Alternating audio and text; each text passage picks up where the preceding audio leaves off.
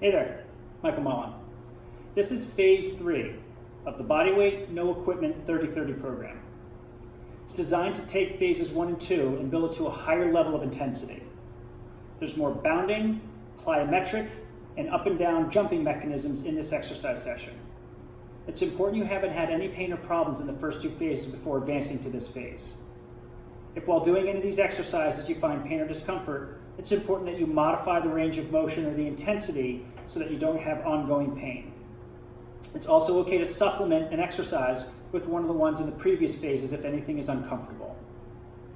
Respiration and breath work is really important performing these because that's what's going to create not only tension in the system, but also the ability to be able to create the mobility that we're looking for and the force production.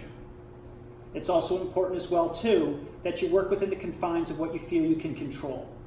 While you want to push the envelope of your ability to be able to manage the loads placed upon it, it's important that you're not working outside of what your body can control. If you lose balance or position a little bit performing any of the exercises, just quickly recover and stay back on task for the time frame allowed. The first exercise we're going to be doing is squats. It's a 3-second descent, as deep as feels comfortable, and then powering back up without leaving the ground. We're going to start now. 1, 2, 3, power. 1, 2, 3, power.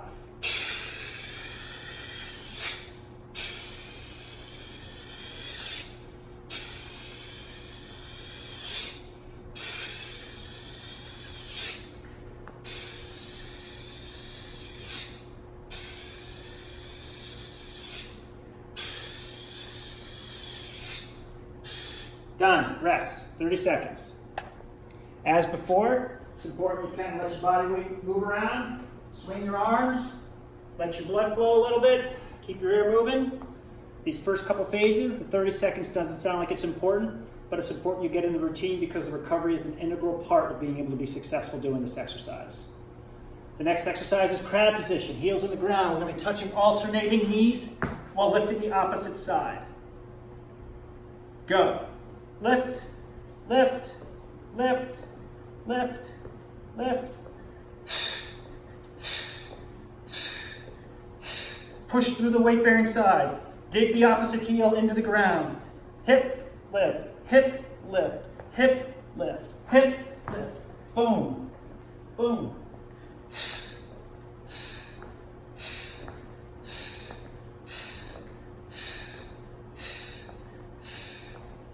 Rest. We'll be getting back up for the next activity.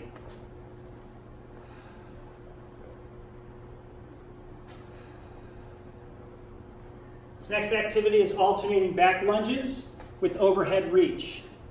The movement will look like this. Lunge back, arms go overhead. Lunge back, arms go overhead without extending the back too much. And we'll alternate sides. 3, 2, 1.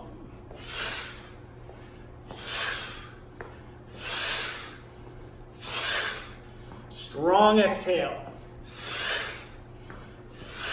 Exhalation is going to drive the ribs down. Keep the abs active. Deep lunge, as deep as you feel comfortable.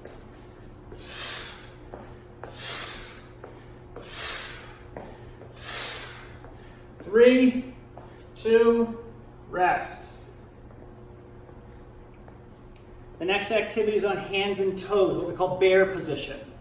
And in this position, what we do is barely lift our knees, then lift opposite hand and leg. Hands and knees. Lift, lift opposite hand and leg.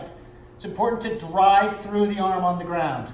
3, 2, 1.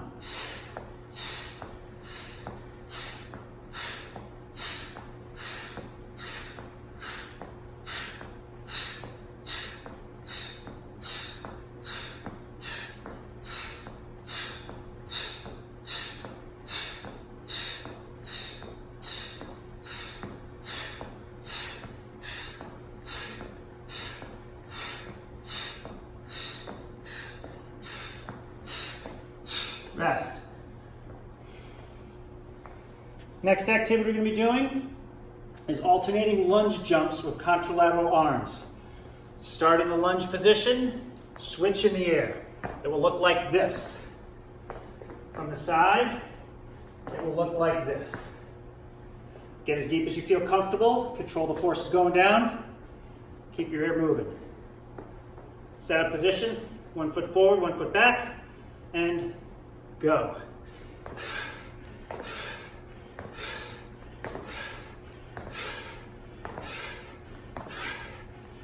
Sink into the hip, sink into the hip. Control that rib cage position.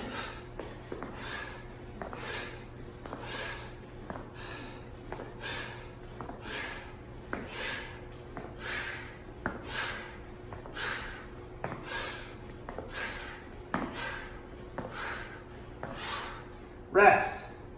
Walk around, shake your legs, let your arms swing, catch your breath. Next thing is mountain climber position, driving the knee towards opposite elbows. So push up, push through, drive, drive.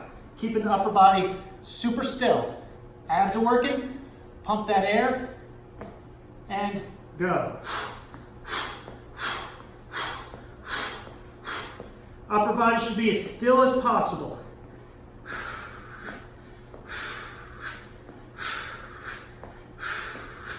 Drive the knee as far as you feel comfortable. If you lose the push, push again, regain it.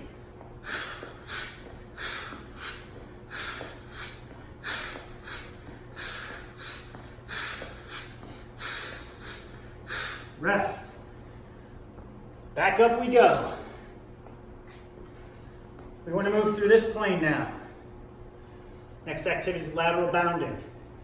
We go from one side to the other side. Skiers will recognize it as if you're turning downhill ski to downhill ski. Keep your weight on the inside of this foot, inside of this foot. Opposite foot stays off the ground.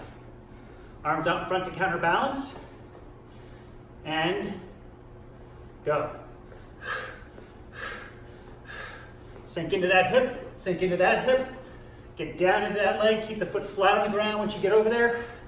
As deep as you feel comfortable. Really engages the hip and the glute muscles.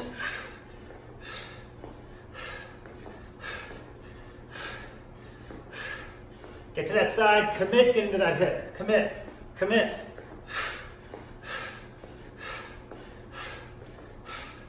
And rest.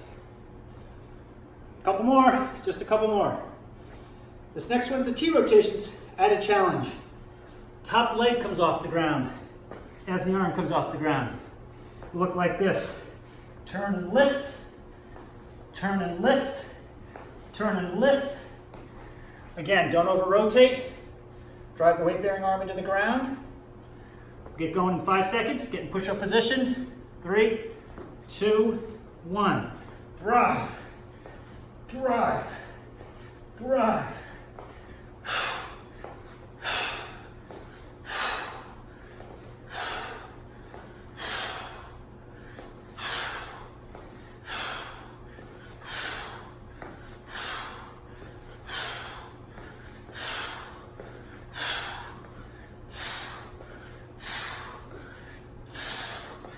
Challenge, get it high.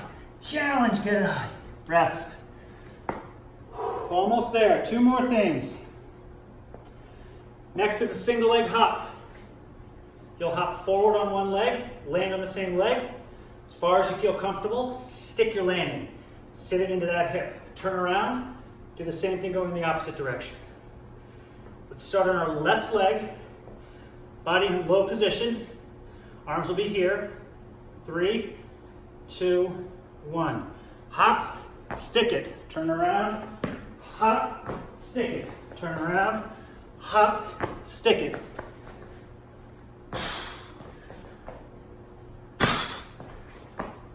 If you lose your balance, get back into it. Push yourself.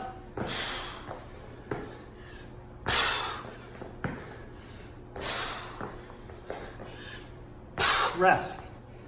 Whew. Nice job.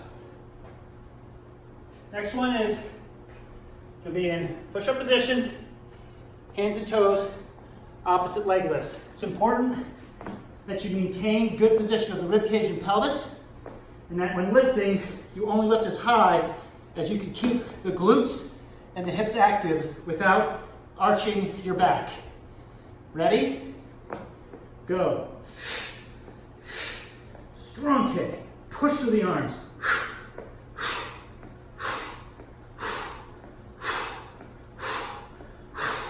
Keep that rib cage, the lower rib cage up. Push. Drive that hip. Drive that hip. Feel the glutes. Feel the quad on the down leg. 5 seconds. Keep going. Push. Lift. And rest. Nice work. This stage, heart rate should be up. Muscles should be active. You can go about your day. Run through phase 1, 2, and 3 again. Thank you.